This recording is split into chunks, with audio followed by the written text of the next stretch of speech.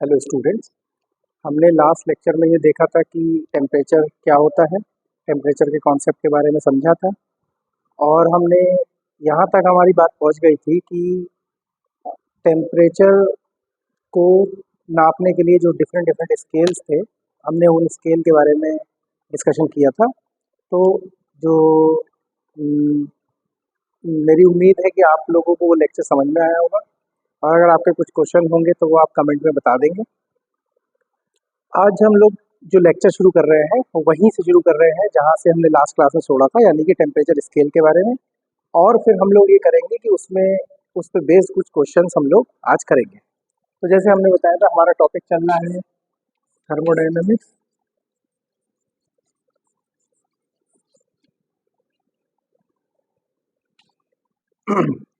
तो हम लोगों ने, हमारी प्रॉब्लम ये हुई थी कि हमें ये तो समझ में आ रहा था कि टेम्परेचर एक हॉटनेस और कोल्डनेस का फीलिंग है, लेकिन हमें ये समस्या आ रही थी कि कोई चीज़ को हम कह रहे थे कि वो ज़्यादा हॉट है या वो ज़्यादा या कम हॉट है, या कोई चीज़ ज़्यादा कोल्ड है या कम कोल्ड है।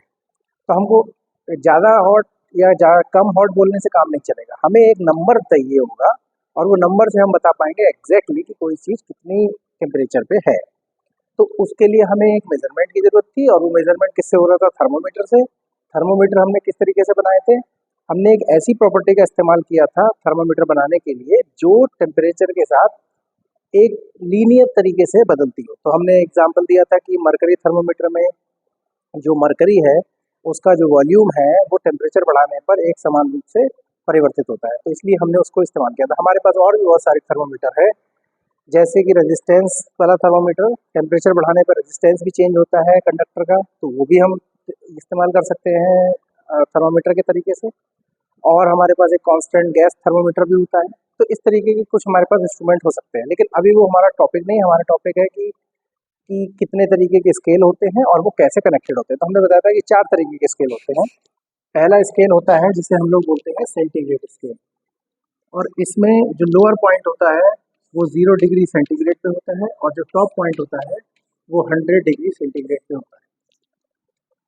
दूसरा हमने देखा था जो केल्विन था, इसका जो लोअर पॉइंट होता है वो 273.15 डिग्री केल्विन पे होता है, और यहाँ पे 373.15 डिग्री केल्विन पे होता है। उसके बाद तीसरा स्केल था हमारा फ़ारेनहाइट स्केल। तो फ़ारेनहाइट स्केल में हमारे पास लोअर पॉइंट जो होता है 32 डिग्री फ़ारेनहाइट पे होता है, और जो टॉप पॉइंट होता है, यानी कि ये क्या है, ये अलग अलग स्केल में ये फ्रीजिंग पॉइंट है,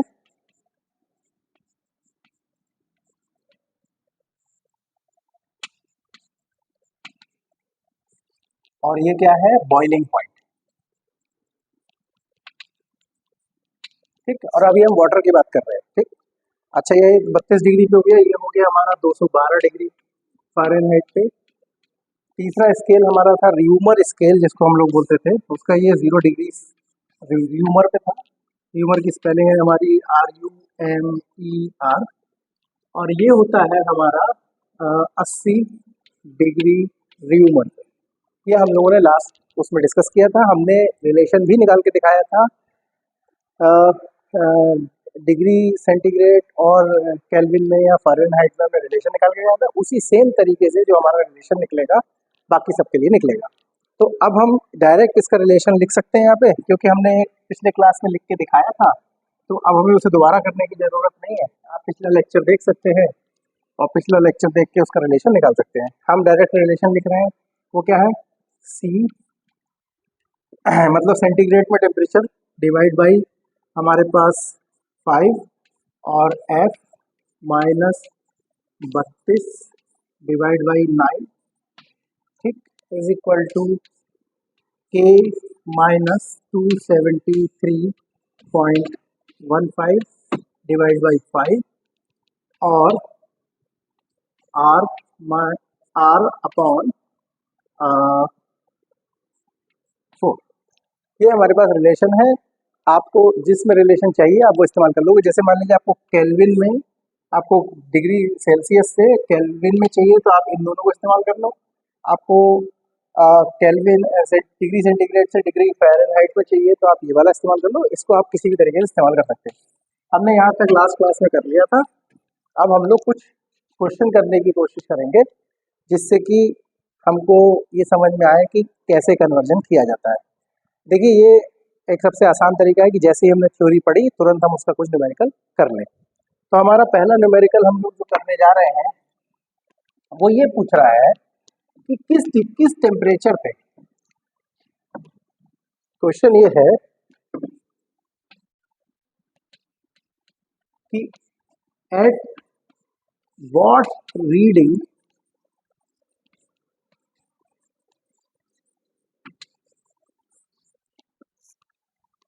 the Celsius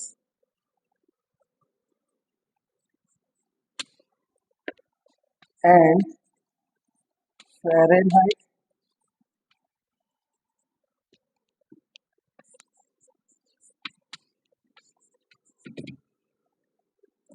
scale will show equal marking. At what reading the Celsius and Fahrenheit will be equal.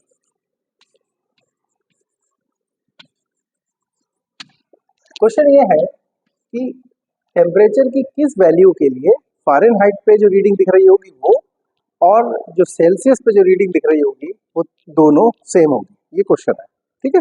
At what reading the Celsius and Fahrenheit scale will B equal, मतलब हमारे पास दो scale थे, एक था हमारे पास degree Celsius का और एक था डिग्री फ़ारेनहाइट का। हम ये पूछ रहे हैं कि किस टेम्परेचर की किस वैल्यू के लिए इन दोनों की रीडिंग एक जैसी दिख रही होगी हमें, मतलब उनका दोनों का स्केल एक बराबर होगा, ठीक है। तो हमें सीधे समझ में आ रहा है कि कहीं ना कहीं रिलेशन जो है वो सेल्सियस और फ़ारेनहाइट के रिलेशन से निकलेगा, ठीक है। चलो, तो पहले उसको हम लोग लिख लेते हैं।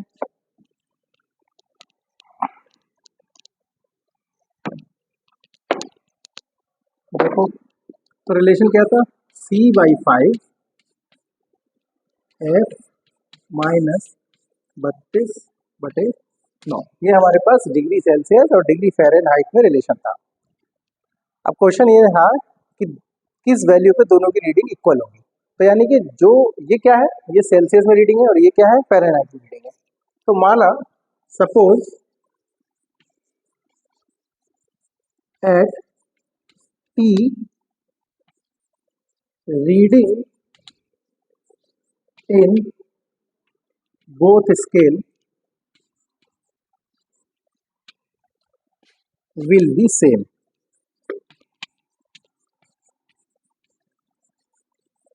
ठीक ठीक, तो इसका मतलब क्या हुआ कि C की जगह भी T रख देना है और F की जगह भी T रख देना है, ठीक। तो अब हम क्या पता चला, T/5 is equal to T minus 32/9, इसको इधर ले जाओ, इसको इधर ले जाओ, तो ये हुआ 9T और ये इधर मल्टीप्लाई हो जाएगा, तो ये हो जाएगा 5T और ये हो जाएगा 32 × 5, ठीक है। सिंपल क्रॉस मल्टीप्लिकेशन है, हमने कर लिया। अब देखो, थोड़ा सा इसको मिटा लेता हूँ मैं, इसको इधर ले आओ, तो 9T minus 5T is equal to minus 32 × 5, इन दोनों को सब्ट्रैक्ट किया, 9 में से 5 गया तो बचा 4T और माइनस 32 × 5, 4 से इसको हमने कट कर दिया, 8 आया और 8 पंजे 40, तो T का जो वैल्यू आया वो आया -40, यानी कि T equal to -40 degree Celsius और -40 डिग्री फ़ारेनहाइट, इन दोनों पे दोनों स्केल की जो वैल्यू होगी वो सेम होगी, ठीक है। ये हमारा क्वेश्चन था और आसान था। अब मैंने आपको बता ही दिया कि जिस में रिलेशन कह रहा है उसी रिलेशन को आप निकाल लो, ठीक। चलिए और एक आध क्वेश्चन कर लेते हैं हम।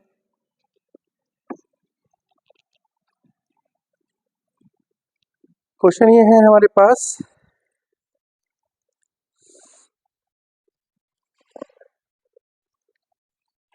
जो ड्राई आइस होता है ड्राई आइस होता है, इसका जो टेम्परेचर है वो होता है -77 डिग्री सेल्सियस। इसको हमें कन्वर्ट करना है, किसी में भी कन्वर्ट कर सकते हो, हम तो सिर्फ एग्जांपल ले रहे हैं। तो इसको हमें कन्वर्ट करना है, लेट अस से कि डिग्री सेल्सियस में दिया हुआ है, डिग्री केल्विन में कन्वर्ट करना है, मान लीजिए डिग्री फ़ारेनहाइट में कन्वर्ट करना है। तो कैसे करेंगे, पहले हम देखते हैं डिग्री सेल्सियस से डिग्री केल्विन के बीच कन्वर्जन कैसे होगा। हमें पता है कि रिलेशन क्या है, C/5 is equal to K minus 273.15 divide by 5। मैंने आपसे कहा था कि जिन जिन के बीच रिलेशन होगा उन दो वैल्यू को हम लोग उठा लेंगे, ठीक। अब 5 से 5 कट गया, तो C इज इक्वल टू आया K माइनस 273.5, तो K इज इक्वल टू हो गया C प्लस 273.5, ठीक है। C की वैल्यू कितनी दी हुई है हमें, -77 degree kelvin bye degree centigrade, तो -77 डिग्री प्लस 273.15, ठीक। इसको सॉल्व कर लेते हैं हम लोग, कितना आएगा 273.15 और इसमें से 77 सब्ट्रैक्ट कर देना है। तो ये तो हो गया 15, 13 में से 7 गए 6 और यहाँ पे बचा 6, 6 में से 7 नहीं जा सकता तो 16 होगा, 16 और 9 और 7 16 होता है, और ये हो गया, ठीक है। 15, 7 और 6 13, 9 7 16 और एक 17 और एक 18, ठीक, 196.15। तो जो केल्विन में जो वैल्यू आई वो कितनी आई, 196.15 डिग्री। यानी कि जो ड्राई आइस है उसका जो टेम्परेचर है वो -77 डिग्री सेल्सियस है और केल्विन में 196.15 डिग्री केल्विन है, ठीक है। अब दूसरा स्टेप पे जाते हैं हम, और दूसरा स्टेप क्या है कि हम डिग्री सेल्सियस से डिग्री केल्विन में कन्वर्ट करते हैं, डिग्री सेल्सियस से मान लीजिए फ़ारेनहाइट में कन्वर्ट करना है। तो रिलेशन फिर से अभी लिखे थे, फिर से लिख देते हैं।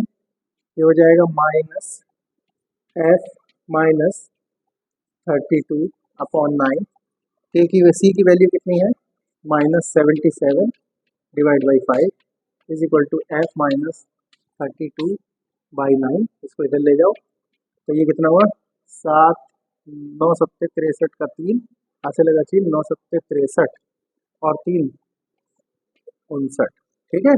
और इसको इधर ले जाओ, तो ये हुआ 5F माइनस 3 5 दूनी 10, एक 5 3 15 और एक 16, ठीक है। अब नंबर एक तरफ ले आओ, या आप एक काम करते हैं इसको इधर ले आते हैं, तो हमारे पास जाएगा 5F is equal to -693 plus 160, ये सब्ट्रैक्ट हो जाएगा। तो 3 इसमें से गया तो 3 आया, 9 में से 6 गया तो 3 आया, 6 में से 1 गया तो 5 आया, ठीक। 5F इज इक्वल टू इतना, ठीक। अब हम इसे डिवाइड कर सकते हैं, तो कितना हुआ, 5 एकम 5, अब ये तुरंत तो इसमें जाएगा नहीं, तो 0, ठीक। आसान तरीके से इसको कर लो, 5 5 3 3, 5 एकम 5, 0 3 जाएगा नहीं तो दशमलव लगा लो, 0 बढ़ा लो, सॉरी, ठीक। और ये उतार लो, सॉरी, ये हो गया 0, ये 3 आया, यहाँ पे एक 0 बढ़ाओ, यहाँ पे 3 लिख लो, 5 6 30 हो गया। अब दशमलव लगेगा और ये हो जाएगा 30, 5 36, ठीक है।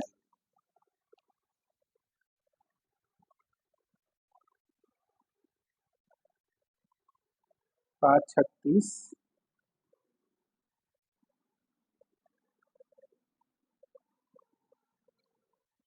5 36 का 0, हाथ से लगा दी, 5 36 और 3 33 का 3, हाथ से लगा 3 5 ठीक है। तो हमारे पास जो एफ का वैल्यू आया वो आया -106.6, और ये किस में आया, फ़ारेनहाइट। तो आप देख रहे हो कि जो कन्वर्जन है वो बहुत ही आसान है, ठीक। अब हम लोग आगे बढ़ते हैं।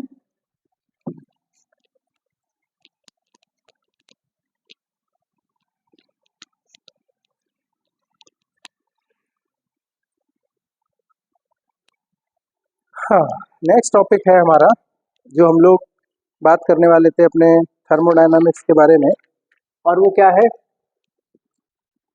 तो एक बहुत इम्पॉर्टेंट, अब देखो थर्मोडायनामिक्स पढ़ने के लिए क्या है कि पहले कुछ चीज़ों को इंट्रोड्यूस करना पड़ता है। जैसे आप किसी बच्चे को स्कूल में एडमिशन कराते हो तो उसको बताना पड़ता है कि ये तुम्हारा क्लासरूम है, ये तुम्हारा वॉशरूम है, ये तुम्हारा प्लेग्राउंड है। इस तरीके से, इसी तरीके से थर्मोडायनामिक्स को के बारे में बात करने के लिए हमको कुछ चीज़ें चाहिए जिनको हमें एक्सप्लेन करना पड़ेगा, जिनको हमें पहले समझना पड़ेगा थर्मोडायनामिक्स समझने के लिए। ठीक, तो पहले हम उन्हीं के बारे में बात करते हैं। पहली चीज़ है हमारे पास थर्मोडायनामिकल सिस्टम।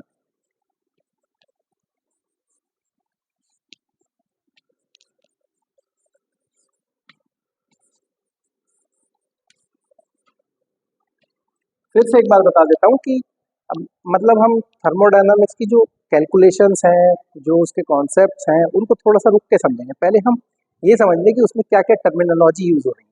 जैसे आप अल्फ़ाबेट पढ़ते हो तो अल्फ़ाबेट से सीधे लेटर नहीं बनाने लग जाते हो, ठीक, आप या वर्ड बनाने नहीं लग जाते हो। आप पहले पढ़ते हो, अच्छा ए ऐसे, ए है ऐसे लिखते हैं इसको, बड़े ए को ऐसे लिखते हैं, छोटे ए को ऐसे लिखते हैं, पहले वो समझना।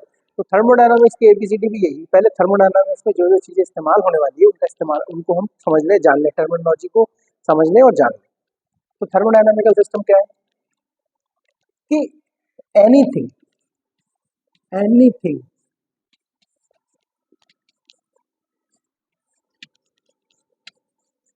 Under consideration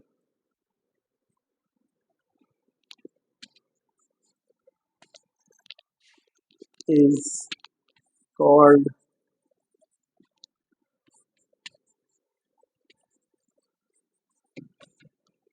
thermodynamical system. What is the meaning of की अंडर कंसिडरेशन? फॉर एग्जाम्पल, आप एक जग है, उस जग में पानी भरा हुआ है। अब आप पानी को ऑब्जर्व कर रहे हो, पानी को स्टडी कर रहे हो, तो जो जग में अंदर जो पानी है वो आपका सिस्टम हो गया। अगर आप जग को स्टडी कर रहे हो तो जग आपका सिस्टम हो गया। ठीक, आपके पास एक एक सिलेंडर है, इस सिलेंडर में कोई, ये सिलेंडर बंद है और इसके अंदर एक गैस है,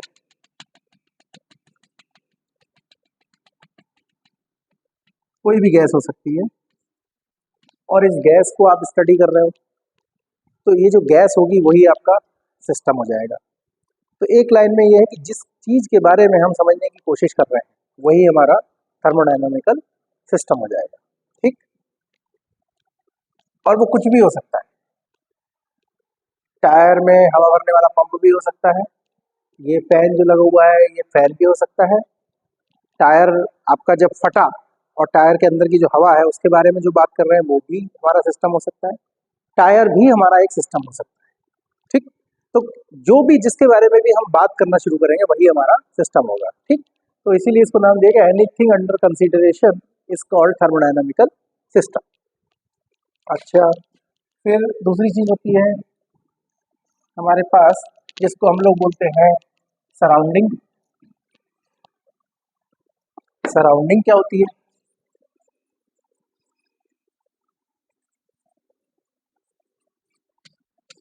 ठीक, आपने देखा अभी एक चीज होती है थर्मोडायनेमिकल सिस्टम, तो सराउंडिंग क्या होती है? एनीथिंग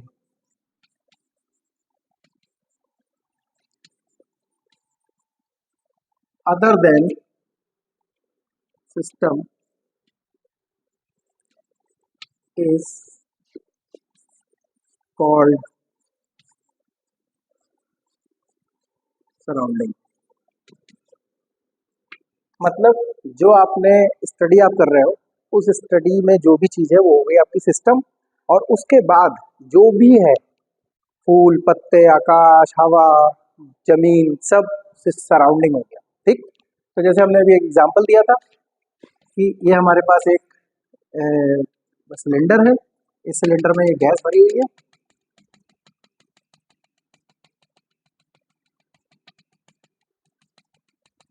ठीक, तो ये गैस को हम स्टडी कर रहे हैं, तो गैस जो हो गई हमारी सिस्टम हो गई। ठीक, और उसके बाहर में जो भी है, जितना भी है, ये सब हो गया हमारे पास सराउंडिंग।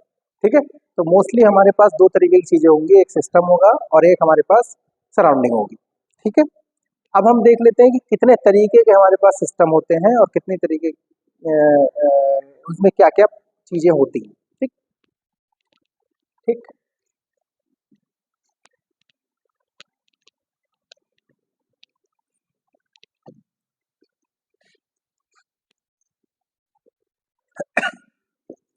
तो अब हम बात करते हैं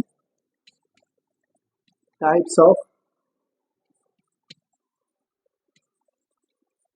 थर्मोडायनामिकल सिस्टम्स। तो हम इसकी एक टेबल बना लेते हैं।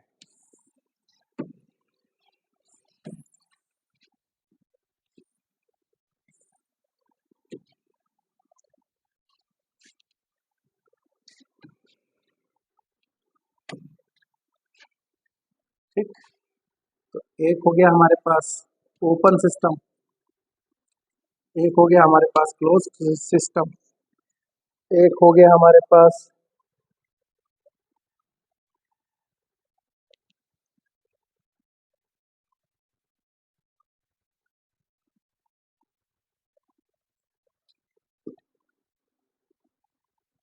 आ,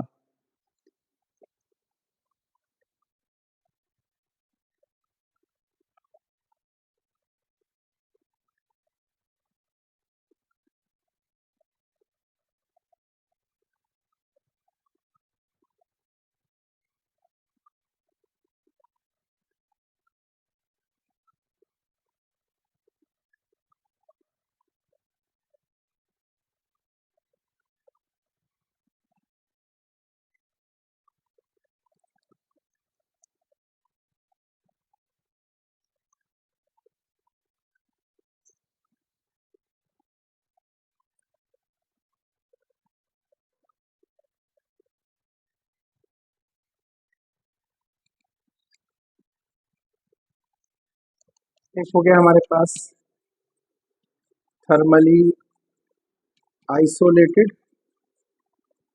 और फिर हो गया हमारे पास एक कंप्लीटली आइसोलेटेड। ठीक, अब इनमें क्या क्या चेंज होगा, देखो एक तो चीज़ है हमारे पास क्या मास, यहाँ पे मास और यहाँ पे हीट और यहाँ पे वर्क।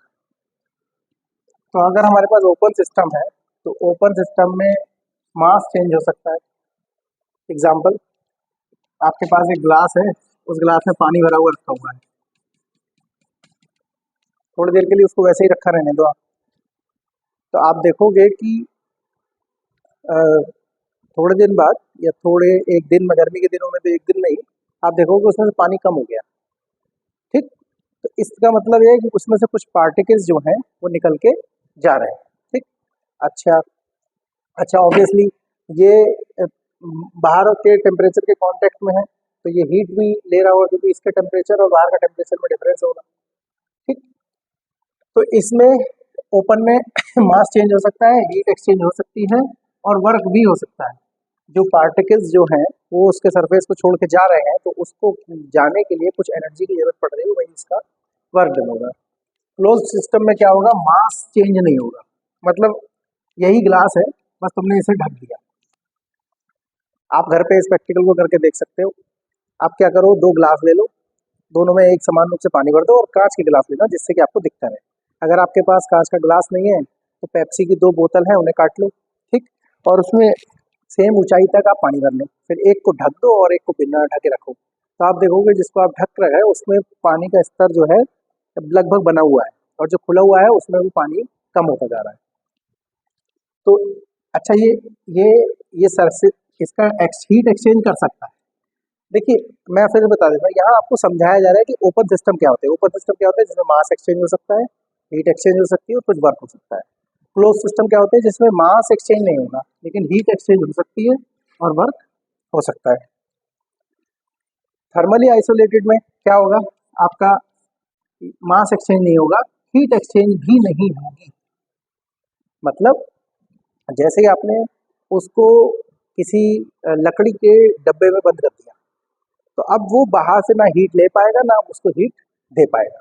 लेकिन हाँ, उसके सरफेस से कुछ पार्टिकल हैं अभी भी बाहर निकल रहे होंगे क्योंकि वो एक किसी टेम्परेचर पे है। तो ये हमारे पास वर्क डन हो सकता है। और कंप्लीटली आइसोलेटेड सिस्टम जो होगा उसमें ना तो मास होगा, ना तो हीट एक्सचेंज होगी और ना ही कोई वर्क होगा। लेकिन जब आप किसी बुक को खोलोगे तो उसमें आपको तीन ही तरीके के सिस्टम दिखाएगा। एक दिखाएगा आपको ओपन सिस्टम, दूसरा दिखाएगा क्लोज सिस्टम और तीसरा दिखाएगा आइसोलेटेड सिस्टम। ये जो थर्मली आइसोलेटेड है वो एक स्पेशल टाइप की चीज़ जो है उसमें हमने ऐड की है, ठीक। बट मोस्टली आपको ओपन, क्लोज्ड और आइसोलेटेड सिस्टम ही दिखाएगा। तो ओपन सिस्टम वो हुए जिसमें मास का एक्सचेंज हो सकता है, हीट का एक्सचेंज हो सकता है, वर्क डन हो सकता है। क्लोज सिस्टम वो हुए जिसमें मास का एक्सचेंज नहीं होगा, हीट का एक्सचेंज और वर्क डन हो सकता है। तीसरी चीज हुई आइसोलेटेड सिस्टम। आइसोलेटेड सिस्टम में ना मास का एक्सचेंज होगा, ना हीट का एक्सचेंज होगा और ना वर्क डन होगा, ठीक है। तो ये तीन तरीके के हमारे पास सिस्टम हो गए, ठीक।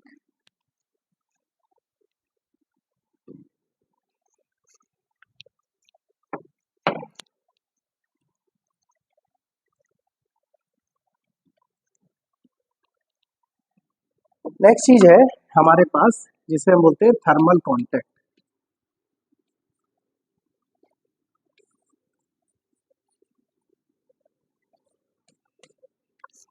फिर एक बार बता दूं आपको कि ये सिर्फ चीजें इसलिए बताई जा रही हैं जिससे कि आपको थर्मोडायनामिक्स पढ़ने से पहले उसकी सारी एबीसीडी पता चल जाए। आपको याद होगा कि जब पहले लेक्चर में मैंने ये बताया था कि जैसे जाड़े के दिन में या गर्मी के दिन में आप जब रेलिंग छूते हो लोहे की तो आपको ठंडा या गर्म महसूस होता है।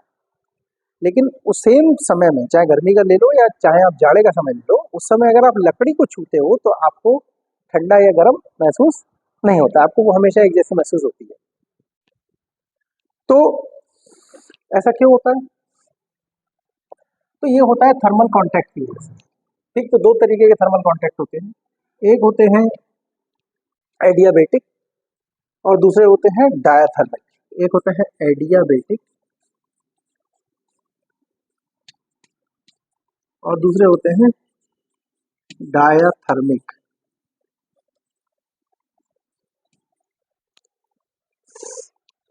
ये क्या होते हैं? अगर एडियाबेटिक कांटेक्ट है तो उसमें हीट एक्सचेंज नहीं है, ठीक। तो नो हीट एक्सचेंज,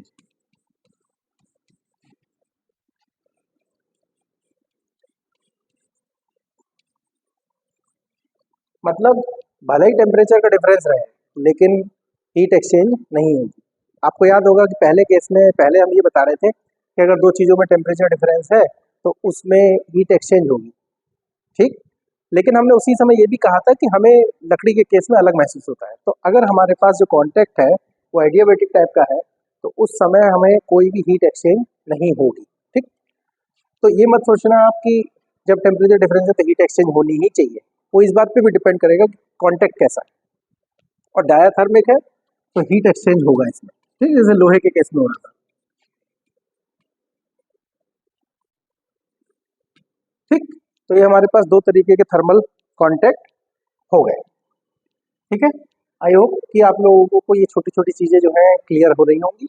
अगर क्लियर नहीं हो रही होगी तो आप मुझे कमेंट में बताएंगे और उस कमेंट को देख के फिर मैं आपको एक क्लास और लेके आपको उसको क्लियर कर दूंगा, ठीक है।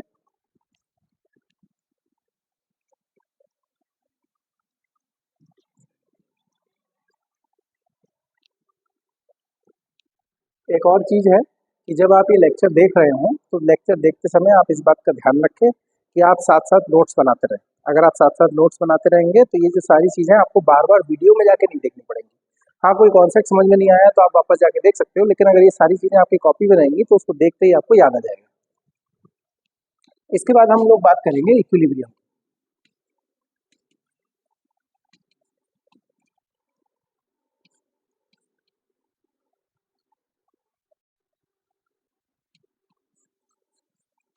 तो हमारे पास अलग अलग तरीके के इक्विलिब्रियम होते हैं। पहले हम लोग बात करते हैं मैकेनिकल इक्विलिब्रियम।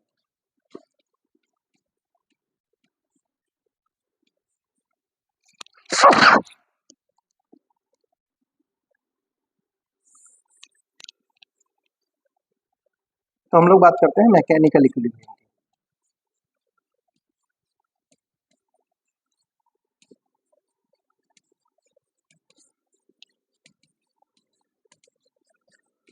ठीक, तो मैकेनिकल इक्विलिब्रियम का मतलब है कि कुछ कुछ चल रहा है, कुछ कुछ चीजें हैं जिसको अपनी पोजीशन चेंज कर रही है। देखिए मैकेनिक्स की बात तभी आती है। तो इसमें दो तरीके के इक्विलिब्रियम होते हैं, एक होता है ट्रांसलेशनल इक्विलिब्रियम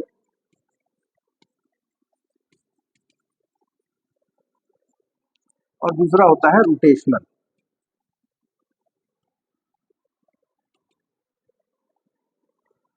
ठीक, तो आपको पता है कि किसी चीज को चलाने के लिए फोर्स की जरूरत होती है और किसी चीज को घुमाने के लिए हमें एक टॉर्क या बल आघूर्ण की जरूरत होती है। ठीक, तो अगर कोई चीज मैकेनिकल इक्विलिब्रियम में है तो क्या हो रहा होगा? तो ये हो रहा होगा कि उस पे लगने वाला जो नेट फोर्स होगा वो जीरो होगा। ठीक, जैसे एग्जांपल के तौर पे आप ये देख लो, इसको मैंने यहाँ रखा हुआ है, ये एक ट्रांसलेशनल इक्विलिब्रियम में है क्योंकि ये रुका हुआ है, क्योंकि इस पे ऊपर जितनी की तरफ जितना इसका वेट नीचे की तरफ लगा हुआ है, जितना फोर्स नीचे की तरफ लगा है वेट की वजह से, उतना ही रिएक्शन मेरे हाथ से इस पे ऊपर की तरफ लगा हुआ है। तो ये ट्रांसलेशनल इक्विलिब्रियम में है। अगर मैं हाथ हटा दूंगा तो ये नीचे जाने लगेगा, या ऊपर धक्का दे दूंगा, मेरा रिएक्शन ज्यादा हो जाएगा तो ये ऊपर चला जाएगा। ठीक, और दूसरा हो गया रोटेशनल इक्विलिब्रियम। रोटेशनल इक्विलिब्रियम तब होता है जब किसी चीज पे लगने वाला कुल बल आघूर्ण जीरो होता है। जैसे एग्जांपल के तौर पे आप देखो, फिर से याद करो कि किसी चीज को चलाने के लिए, ऐसे चलाने के लिए हमें बल की जरूरत होती है और किसी चीज को घुमाने के लिए हमें आघूर्ण की जरूरत होती है। तो ये ऐसे घूम रहा है, अगर मैं इस पे ऐसे लगा रहा हूँ तो ये ऐसे घूम रहा है, और अगर इस पे लगा रहा हूँ तो ये ऐसे घूम रहा है। मान लो कि मैं किसी तरीके से इस पे, ये मेरा ये ऐसे करके था और मैं ऐसे घुमा रहा था तो ऐसे घूम रहा था, और ऐसे घुमा रहा था तो ऐसे घूम रहा था। अब मैंने इधर ऐसे लगाया तो ये घूमने की कोशिश करा, लेकिन इधर से भी बल लगा दिया मैंने, तो इस पे जो लगने वाला जो नेट आघूर्ण है वो जीरो हो गया, तो ये घूम नहीं पा रहा है। ठीक, तो इस तरीके के सिस्टम को हम लोग बोलते हैं रोटेशनल इक्विलिब्रियम। ठीक, तो मैकेनिकल इक्विलिब्रियम में क्या होगा कि नेट फोर्स जीरो होगा या तो, या फिर नेट टॉर्क जीरो होगा। और हो सकता है कि कॉम्प्लिकेटेड सिस्टम हो जिसमें नेट टॉर्क और नेट फोर्स दोनों जीरो। ठीक, एक और बात याद रखने की है कि जब हम मैकेनिकल इक्विलिब्रियम की बात कर रहे हैं तो यहाँ पे एक पैरामीटर फिक्स हो रहा है, कांस्टेंट हो जा रहा है वो, या जीरो हो जा रहा है, नेट जीरो हो जा रहा है। ध्यान रखना, नेट जीरो हो जा रहा है। नेट का मतलब, जीरो होने का मतलब है कि जितने भी उस पर फोर्स लग रहा है उन सबका वेक्टर सम जीरो हो जा रहा है। तो यहाँ ट्रांसलेशनल इक्विलिब्रियम के लिए फोर्स जीरो हो जा रहा है, नेट फोर्स, और इसके लिए जो नेट रोटेशन के लिए जो रोटेशनल इक्विलिब्रियम है उसके लिए नेट टॉर्क जीरो हो जा रहा है। इसको हम ऐसे भी कह सकते हैं कि sum of the external force and sum of the, नहीं ठीक है चलो इसको ऐसे ही रहने देते हैं हम लोग। कुल मिला के मैं आपको ये बताना चाहता हूँ कि जब हमारे पास इक्विलिब्रियम है तो कोई एक पैरामीटर है जो हमारा कांस्टेंट हो जा रहा है। ठीक, आप चलिए आगे बढ़ते हैं।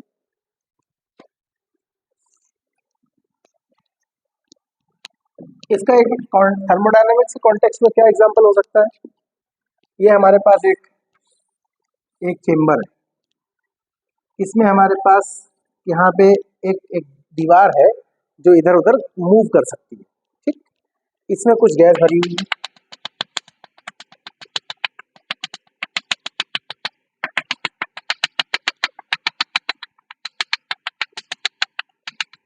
तो आप देख रहे हो कि यहाँ पे पार्टिकल दूर दूर है।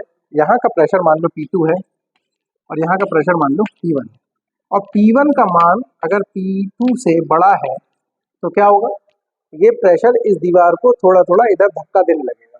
ठीक है, जब धक्का देने लगेगा तो ये दीवार इस तरफ मूव होने लगेगी।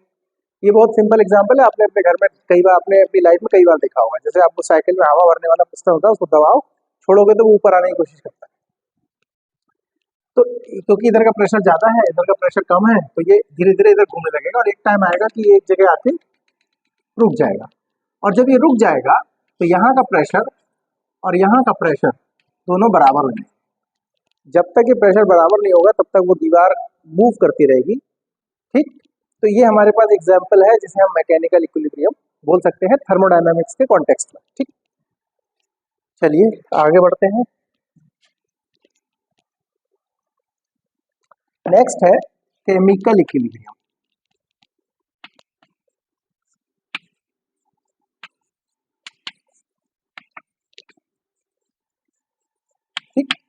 आप लोगों ने बहुत सारी रिएक्शन देखी होंगी, जिसे इस तरीके की रिएक्शन देखी होंगी कि जो ए और बी को जब हमने रिएक्शन कराया तो उनसे सी और डी मिला। लेकिन आप इसमें देख रहे हो कि ए और बी के मिलने से सी और डी मिल रहा है, उसके आगे कुछ नहीं हो रहा है। तो इस तरीके की रिएक्शन को आप लोग जो है कह देते हो कि भाई ये इरिवर्सिबल रिएक्शन है, जो एक ही दिशा में हो रही है। ठीक, इसके अलावा आपने कुछ ऐसी रिएक्शन भी देखी होंगी कि P plus Q R plus S, इस तरीके की रिएक्शन को हम लोग बोलते हैं रिवर्सिबल रिएक्शन। तो इसमें क्या हो रहा है, इसमें हो ये रहा है कि शुरुआत में हमारे पास सिर्फ पी और क्यू थे। तो जब हमारे पास सिर्फ पी और क्यू थे तो पी और क्यू को जोड़ने पर, रिएक्शन कराने पर हमारा आर और एस बना। लेकिन शुरुआत में हमारे पास सिर्फ पी और क्यू ही थे, तो पी और क्यू ज़्यादा से ज़्यादा रिएक्शन करके आर और एस बना देते। यानी कि शुरुआत में आर और एस की वैल्यू बहुत कम थी, इसके बहुत कम मॉलिक्यूल थे। थोड़े टाइम बाद क्या हुआ, पी और क्यू से कुछ आर और एस बन गए और आर और एस ने मिल के फिर वापस पी और क्यू को बनाना शुरू कर दिया। यानी कि ऊपर वाली रिएक्शन सिर्फ एक दिशा में हो रही थी, ऊपर ए प्लस डी मिलकर सी प्लस डी बना रहे थे, लेकिन नीचे वाली रिएक्शन पहले पी प्लस क्यू से आर प्लस एस बना रही थी, लेकिन थोड़े टाइम बाद वो आर प्लस एस से ए प्लस बी भी बनाने लगा। अब और क्या होगा, जैसे मैंने कहा कि शुरुआत में पी और क्यू के मॉलिक्यूल बहुत ज़्यादा है, आर और एस कम है, तो पहले बहुत सारा तेजी से रिएक्शन पी प्लस क्यू से आर प्लस एस की तरफ हो रहा होगा। लेकिन जैसे जैसे इसके मॉलिक्यूल भी बनने लगे होंगे, अब इधर से रिएक्शन भी होना शुरू हो गया होगा। फिर एक टाइम ऐसा आएगा कि अगर इसके 50 मॉलिक्यूल पी और क्यू के जुड़ के उन्होंने आर और एस बनाया, ठीक उसी समय 50 मॉलिक्यूल आर और एस के जो भी प्रोपोर्शन में वो मिल रहे होंगे, मिल के वो पी प्लस क्यू बनाएंगे। तो अगर आप किसी भी समय में आप देखोगे तो आपको ये समझ में आएगा कि ना तो पी और क्यू की कंसंट्रेशन चेंज हो रही है और ना आर और एस की कंसंट्रेशन चेंज हो रही है। तो आप बोलोगे लग रहा है रिएक्शन रुकी, बट एक्चुअली रिएक्शन रुकी नहीं। हो ये रहा है कि एक टाइम पे जितने पी और क्यू मिलके आर और एस बना रहे हैं, उसी समय में, ठीक उसी समय में आर और एस के भी कुछ मिलके उतने ही पी और क्यू बना देते हैं जितने पहले इस्तेमाल हुए थे। तो आपको देखने में लगेगा कि पी और क्यू और आर और एस की जो कंसंट्रेशन है वो चेंज हो रही है। तो इस तरीके के इसको हम लोग बोलते हैं केमिकल इक्विलिब्रियम। इसके कुछ बहुत ही अच्छे एग्जाम्पल हैं हमारे पास, जैसे हमारे पास हाइड्रोजन गैस ले लें हम, और आयोडीन गैसियस फॉर्म में ले लें। ये मिलके दोनों हाइड्रोजन आयोडाइड बनाएंगे गैसियस फॉर्म में। तो ये एक एग्जांपल है हमारे पास केमिकल इक्विलिब्रियम का। इसी के हिसाब से हमारे पास N2 नाइट्रोजन है हमारे पास गैसियस फॉर्म में, और O2 है, और ये हमारे पास 2NO को बना रहा है। ठीक है, तो ये हमारे, अच्छा तो फिर क्या सीखा हमने, हम मैकेनिकल इक्विलिब्रियम में क्या हो रहा था, मैकेनिकल इक्विलिब्रियम में दोनों तरफ का प्रेशर बराबर होता है थर्मोडायनेमिक्स के सेंस में। जब एग्जैक्ट मैकेनिक्स की बात करोगे आप, तो आप कहोगे कि या तो टॉर्क टोटल जीरो हो जाएगा, या टोटल फोर्स जीरो हो जाएगा, या दोनों जीरो हो जाएंगे। और तो कहना ये चाह रहा हूँ कि थर्मोडायनेमिक्स के कॉन्टेक्स्ट में जब हमारे पास कोई सिस्टम है और मैकेनिकल इक्विलिब्रियम में, तो दोनों तरफ का प्रेशर बराबर हो जाएगा। केमिकल इक्विलिब्रियम में दोनों तरफ की कंसंट्रेशन बराबर हो जाएगी, वो कंसंट्रेशन समय के साथ चेंज नहीं होगी, उसे हम लोग केमिकल इक्विलिब्रियम कहते हैं। ठीक, तीसरा हो गया हमारे पास थर्मल इक्विलिब्रियम। थर्मल इक्विलिब्रियम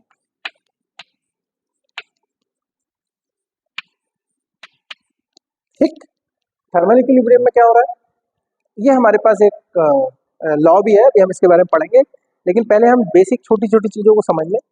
तो जैसे दो ऑब्जेक्ट हैं, ठीक, ये ए है और ये बी है, इसका टेम्परेचर T1 था और इसका टेम्परेचर T2 था। वो दोनों एक डायाथर्मिक बॉल से जुड़े हुए हैं। किससे, डायाथर्मिक। डायाथर्मिक का क्या मतलब हो गया, जिसकी वजह से हीट एक्सचेंज हो जाए। अगर इसके बीच एडियाबैटिक बॉल होती तो वो केस की बात हम नहीं कर रहे हैं, हम बात कर रहे हैं उस केस की जिस केस में हमारे पास वो दोनों एक दूसरे से डायाथर्मिक बॉल से जुड़े हुए।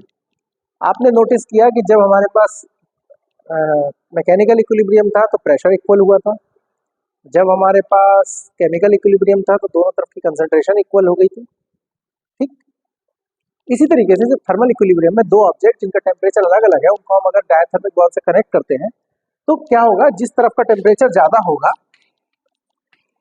उधर से हीट दूसरी तरफ धीरे धीरे जाने लगेगी। ये एग्जाम्पल भी आपने कई बार अपने घर में किया है। आप थोड़ा सा गर्म पानी ले लो, थोड़ा सा ठंडा पानी ले लो, ठंडे पानी और गर्म पानी को मिला दो, तो क्या होगा, ठंडे पानी जब आप मिला दोगे तो ठंडे पानी का टेम्परेचर धीरे धीरे बढ़ने लगेगा और गर्म पानी का टेम्परेचर धीरे धीरे करने लगेगा। आप ये रोज करते हो अपने घर में, जब आप सुबह में जाड़े के टाइम पे नहाने की कोशिश करते हो, ठीक, तो आप ठंडा पानी लेते हो और उसमें फिर पहले गर्म पानी लेते हो, गर्म पानी में ठंडा पानी आप मिलाते हो, तो ठंडे पानी का टेम्परेचर धीरे धीरे बढ़ता है और गर्म पानी का टेम्परेचर धीरे धीरे घटता है। एक टाइम ऐसा आता है, अगर आप उसको सफिशिएंट टाइम के लिए रख दो, तो एक ऐसा टाइम आता है जब दोनों का टेम्परेचर बराबर हो जाता है, ठीक।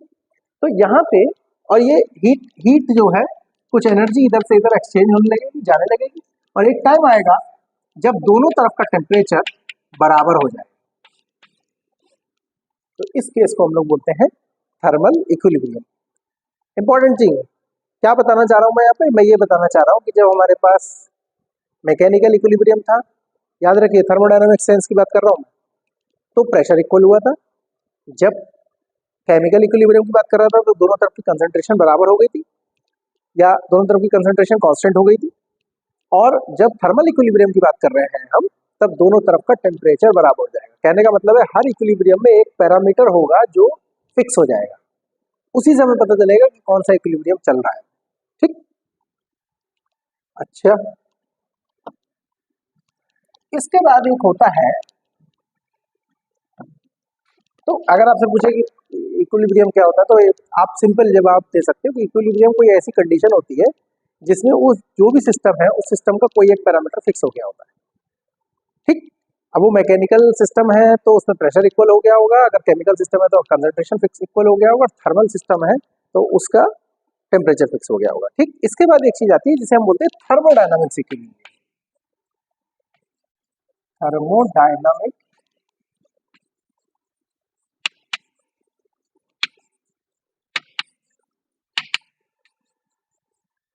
ये क्या होता है, ये ऐसा ये ऐसा इक्विलिब्रियम है। याद रखिए थर्मल इक्विलिब्रियम था जिससे पहले पढ़ाया था, अब पढ़ा रहे थर्मोडायनामिक इक्विलिब्रियम। थर्मोडायनामिक इक्विलिब्रियम में क्या होगा, सिस्टम हमारा उसमें तीनों होगा, मैकेनिकल, केमिकल और थर्मल, ठीक। हमने अभी अपने मतलब की चीजें जो है उनको पढ़ा रहे हैं, और भी बहुत सारी चीजें होती है, जैसे हम केमिकल पोटेंशियल होता है और भी बहुत सारी चीज होती है, उसके बारे में बात नहीं कर रहे हैं। अभी हम उन चीजों के बारे में बात कर रहे हैं जिसकी हमें इमीडिएट जरूरत है, कि अगर कोई सिस्टम थर्मोडायनामिक इक्विलिब्रियम में है तो उसका प्रेशर कांस्टेंट हो गया होगा दोनों हर तरफ का, उसका कंसंट्रेशन फिक्स हो गया होगा हर तरफ का, और अगर थर्मल इक्विलिब्रियम है तो वो टेम्परेचर फिक्स होगा। यानी कि थर्मोडायनामिक इक्विलिब्रियम जो है द इक्विलिब्रियम है, अगर वो है तो सारे बाकी के पैरामीटर फिक्स हो रखे होंगे। ये हो सकता है कि कोई चीज थर्मोडायनामिक इक्विलिब्रियम में ना हो लेकिन फिर भी इक्विलिब्रियम में हो, मतलब जरूरी नहीं है कि तीनों चीजें हमेशा एक साथ ही हो, लेकिन अगर तीनों एक साथ होंगी तो उस केस में उस इक्विलिब्रियम को हम लोग थर्मोडायनामिक इक्विलिब्रियम कहेंगे, ठीक है। तो आज का जो हमारा लेक्चर था वो हम उसको यहीं स्टॉप करते हैं, और इसके अगले वाले लेक्चर में हम लोग कुछ और चीज़ें सीखेंगे, कुछ और पैरामीटर के बारे में जानने की कोशिश करेंगे जो थर्मोडायनामिक्स से रिलेटेड। अभी बहुत सारी चीज़ें बची हैं।